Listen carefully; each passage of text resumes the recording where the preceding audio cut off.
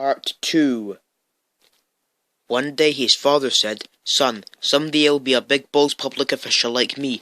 And Mario replied, "No, father, I'm going to become an artist and soar high above the clouds with the eagles." This annoyed his father, but by this time he was an old and tired man, so he just sort of let it go, and then died of a lung hemorrhage. In 1972, Mario just about passed his final term by getting a little drunk at times and doing awesome stuff with the certificate. True story.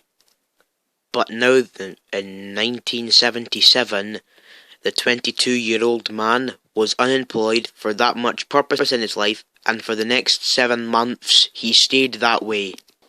In 1979, to get unbored, he spent his time reading and drawing with paper, which he was quite good at. That's paper.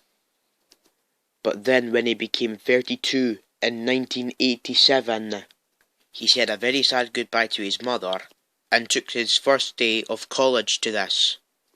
Soon after he had to return home,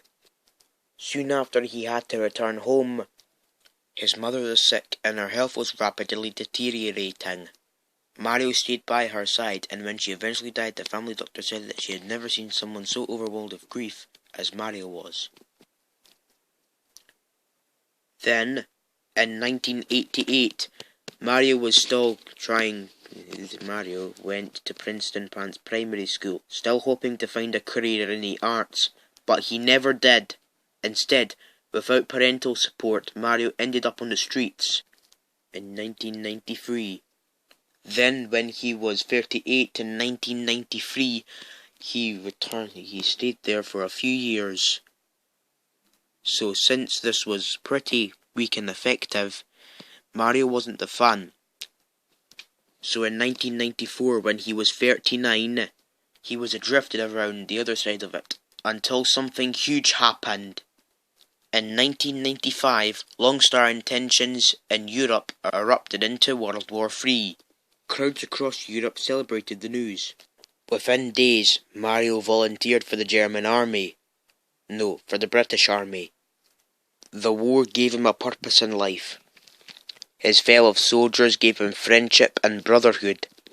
Despite the horrors of war, Mario considered it to be the best time of his life. He was reportedly a brave soldier, Iron Class.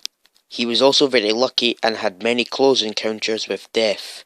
His luck ran out in 1995 July, however, when an underground gas attack injured his leg.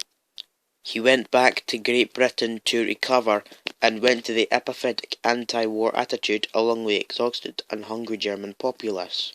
Mario went back to the front lines, but was temporarily blinded by an Austrian gas attack in December 1995. A week later, on the 15th of December 1995, Mario learned of Britain's defeat and surrender. The terms of the peace treaty were tough on Britain. It had to pay a lot of money and lose a lot of soldiers. These new countries weakened Britain and humiliated the British people. Big Bean 14, my channel's orders changed after the Third War too.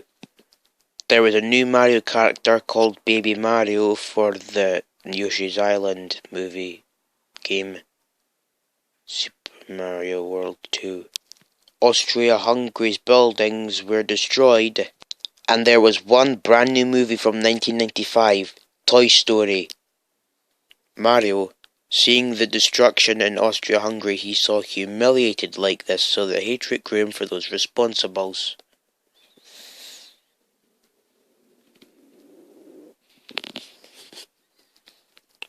By what he meant enemies and troublemakers, who he believed had stabbed Britain in the back by spreading dissent and anti-war propaganda back home.